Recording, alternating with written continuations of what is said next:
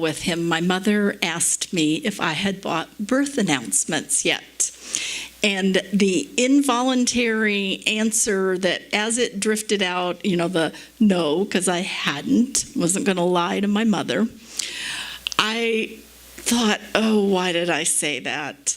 I had visions of Drew leaving for college and those birth announcements still not being ready.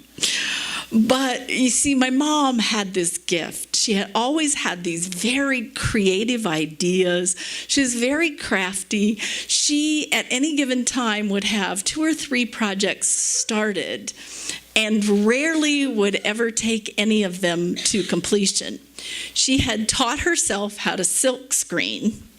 And she would silk screen her own Christmas cards every year. But those Christmas cards, more often than not, didn't get mailed until like January or February. One year it was March, and I remember chuckling when I got this Christmas card. Beautiful pieces, mind you. And so she said, I'll do Drew's birth announcement. And it was like, okay, Leonard Sweet says you can be right or you can be in a relationship. Rarely can you be both. And I choose relationship. So I said, okay. And lo and behold, in about 2 weeks, she produced these beautiful hand-screened cards. And she had taken a quote from the poet Carl Sandburg and kind of adapted it. I mean, this was an exercise of letting go of control on my part, and it was well worth it. The card said, "A baby is God's way of saying the world should go on." I think of that quote every year around this time when we celebrate the birth of this baby, this one we call Jesus. Each year, there are a lot of reasons for us to give up hope, to feel overwhelmed with the state of the world. This year is no different. I swear every year I think it's worse, not better. We have more refugees than we have ever had in the world, 60 million to be exact. Mass shootings, climate change that threatens us all, but especially the poorer countries of the world. Hateful speech coming from people who are supposed to be leading our country. To use the words of Henry Wadsworth Longfellow, I heard the bells on Christmas Day, their old familiar carols play. Wild and sweet the words repeat, peace on earth, goodwill to men.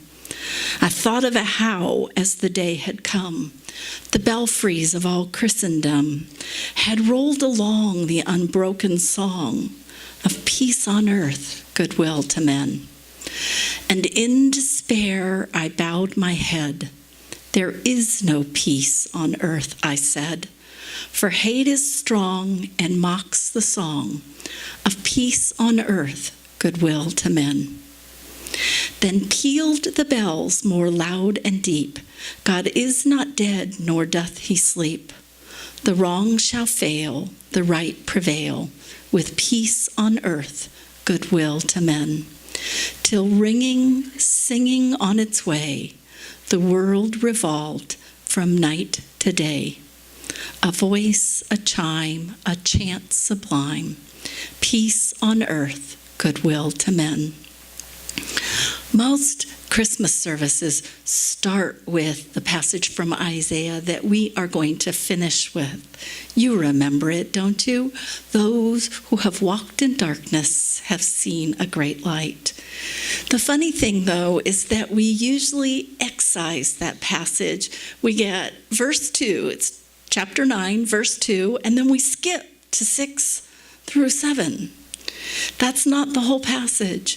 We're going to hear the whole passage this evening because it speaks about the trouble we find in our world, about the way we are always so quick to resort to violence as a means of solving our problems. We have to speak to that reality. So how does this baby, born so long ago, speak to that reality? He gives us a different way to be in the world. He gives us the way of peace. A baby is God's way of saying that the world should go on. And this baby, Jesus, shows us that way.